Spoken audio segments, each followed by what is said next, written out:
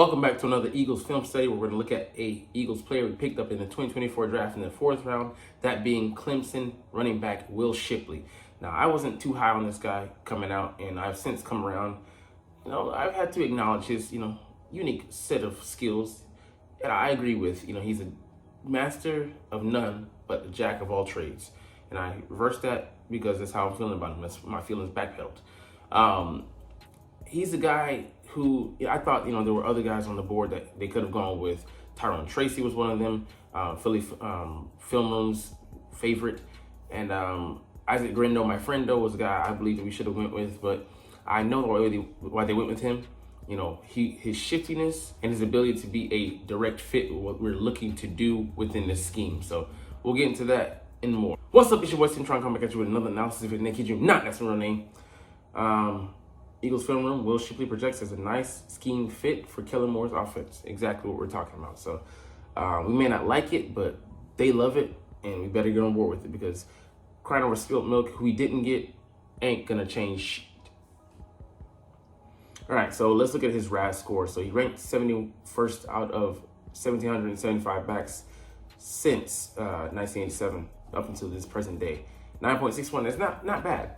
He ran a 4.44, and then his pro day was believing he ran in a 4.39.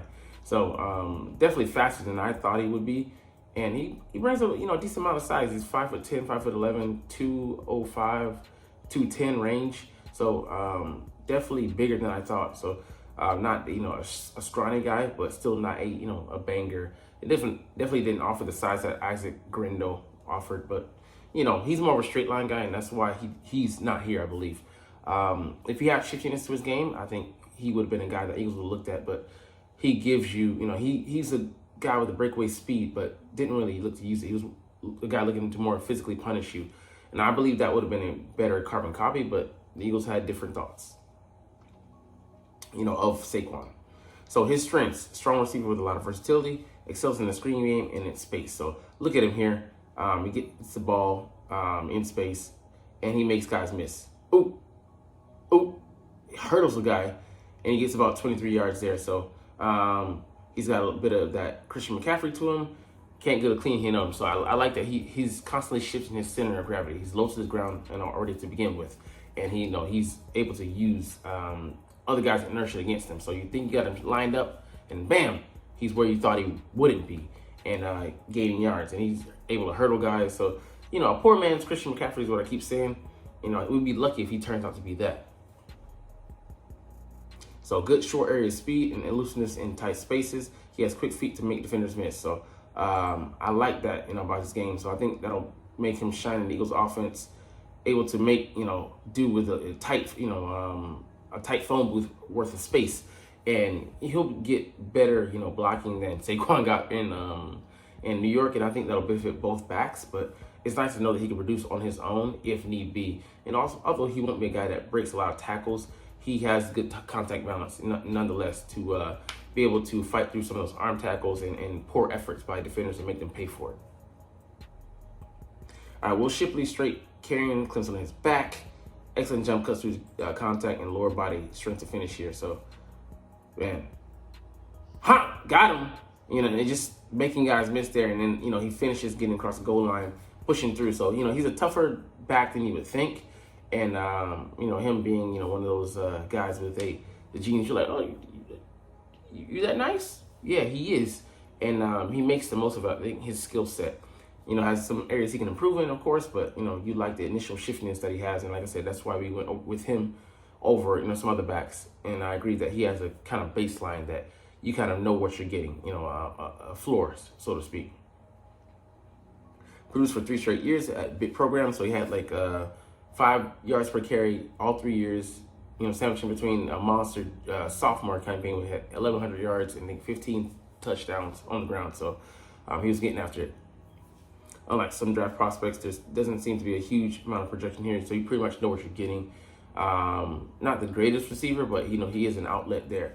Showed a good feel for the zone run game, so we're going to feature that heavily here. We believe with Kellen Moore and what he's made out of spots at Dallas and with the Chargers last year, especially outside zone where he consistently shows good vision. So you got to have that. if you're going to play in this scheme. This is something I expect Kellen Moore to run a lot too. He follows his blocks and will only bounce it outside if necessary. So you need a guy who's not going to look to bounce at this first opportunity. So Miles Sanders, a couple of years ago, he had a great season, but still he left a lot of meat on the bone in our Super Bowl season. It wasn't even a factor in that game. I believe he was hurt, but besides the point, if he presses the hole and then shoots it up, if he's like Pacheco in that game, maybe he makes a better impression effort and makes more towards us, grinding the game out instead of being all flashy and glitzy. Even though offense wasn't an issue that day, you kind of look back on it and just saw some things that could have gone differently and been better. Will Shipley is a fun freshman, so this is from 2021. You look at him here, he gets his shoulder square and he just has him thinking that he's going to lean in outside and he goes under, cuts back, So a great cutback runner. I like that. Love how he sells the outside on the zone runs. Shoulders are square. So he's just, they're facing this way. Starts the perimeter. So they're facing that way. And then he cuts back, on the opportunities that he gets. So move the second and third level defenders. He's good at, abusing them and hard plans today. I like that. All right, Clemson running inside zone out of tight end quad. So they have, maybe 4 tight ends there, or it's alignment where the tight ends are on the outside. The tight end heavy formation, but guy gets back and he gets that block for him.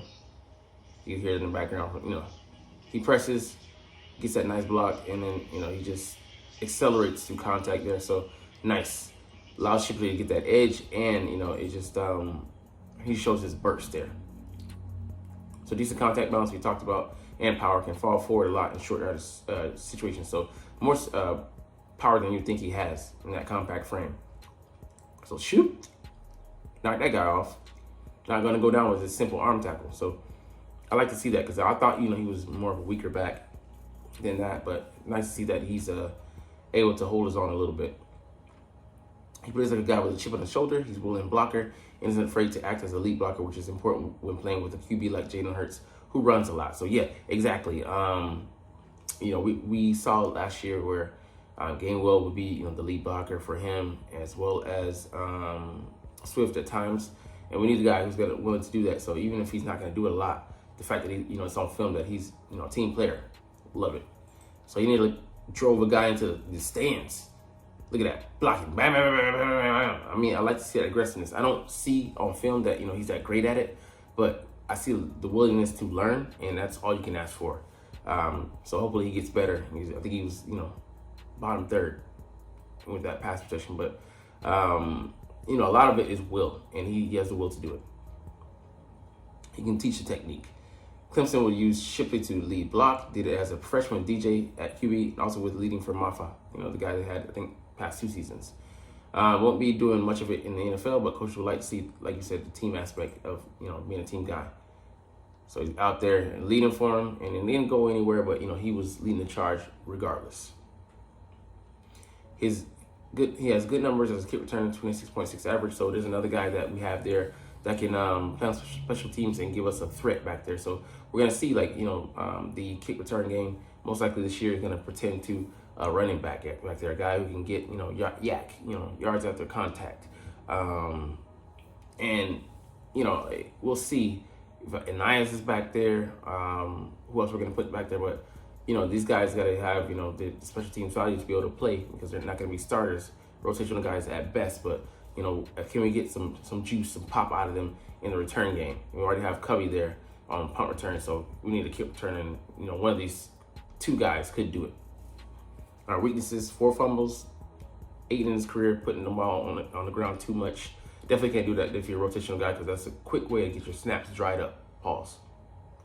Has struggled with drops at times, so yeah, he this one was a bad one. You can see here, goes off his hands. He kind of didn't settle in. He was kind of too worried about making the next move, and he paid for it as it ended up being an INT, and then Duke beat them. So, slightly too small for a feature back size. So don't worry about that, because I didn't really peg him for anything more than a rotational back role.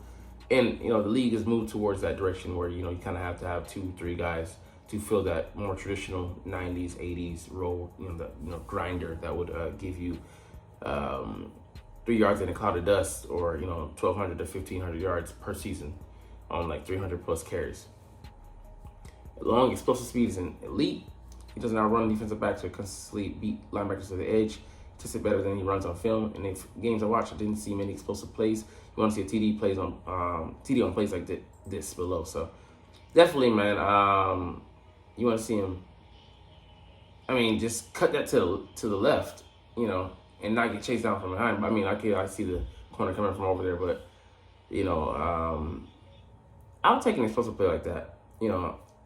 Saquon, he's a lead back. He's a lead guy. He really, he ran fast as Saquon, but you don't see like that level of breakaway. Like Saquon, once he gets going, he was chunking up deuces, and he's a 230-pound back, and no one's gonna catch him. All right, going back to Shipley, only had a play of 50 plus once. He's gonna move the chains, so I like that. He's gonna keep the offense ahead of schedule, and I'm not asking for a bat like Saquon to break it, be a threat to break it every time. You can just give me. I've come around to. I used to be, like only having those Madden backs, 215 range, ran a 4.4 or below, had great receiving, like skills. It is what it is. If I can get someone who's not a speed demon but can grind it out, Le'Veon Bell, I'm fine with that, man. Just as long as you have an innate feel for the run game. Pass protection is not consistent. He has to improve. He wants to play on third down more. Yeah, he's not good right now in that department. So he's got to get better. All right, so I can't lie about the guys I watched. Shipley, like we said, jack of all trades, master of none. Backup running back with good receiving skills and a good feel for zone reads, but no elite traits, despite good production for 3 straight years. So I wasn't the biggest fan of him either. Drafted back on day 3, that's fine. I'm fine with doing it for a mid-round guy, because a rotational guy, just because, like I said, you need to depend on more than just your lead back, because who he might break down, he might go out of the lineup, and then who do you have behind him? You look at the Giants last year, the Cowboys, their running attacks lack juice, and then this year they don't have literally anything. They had to bring back a guy who's a afterthought, a washout, back to Dallas. So, I think you can say that he was a safe pick. Like Isaac Greenwood would have been a bit more boom or bust. Tyrone Tracy, I think he would have gave you great production, but that's not the decision, the route they chose to go. He went to the Giants, I believe. But yeah, I don't think he challenged this game well this year, and I think he's gonna be, when Gainwell goes off to greener pastures next year, he's gonna be that guy to back up Saquon. But we'll most likely be bringing in someone else next year as well. So we'll see if he can stave off that guy, but we'll see what he's worth this season. So he's solid in the pass game, and we know that Kellen Moore likes to get his running backs involved in this, so that's great. And more staple running play has been outside zone, and he's going to run that fine. Him and Barkley outside zone guys. I don't have a problem with the pick now, but I did at the time because I was just being reactive and kind of butthurt, feelings, but come around. So I think he'll be great. I think he has enough explosiveness to him, suddenness to him, that he can definitely be a contributor. And coming off the bench, I'm excited to see him, what he brings to the table in training camp and preseason, and seeing if he has more to him than we thought. But anyways, we'll get up out of here on that note. But you're not even watching, but it's all good because I love talking about the Eagles and I love making these videos. So we're chunking juices officially. But as always, it's fly, Eagles fly, and let's motherfucking go. Like, comment, share, subscribe. Thanks for watching.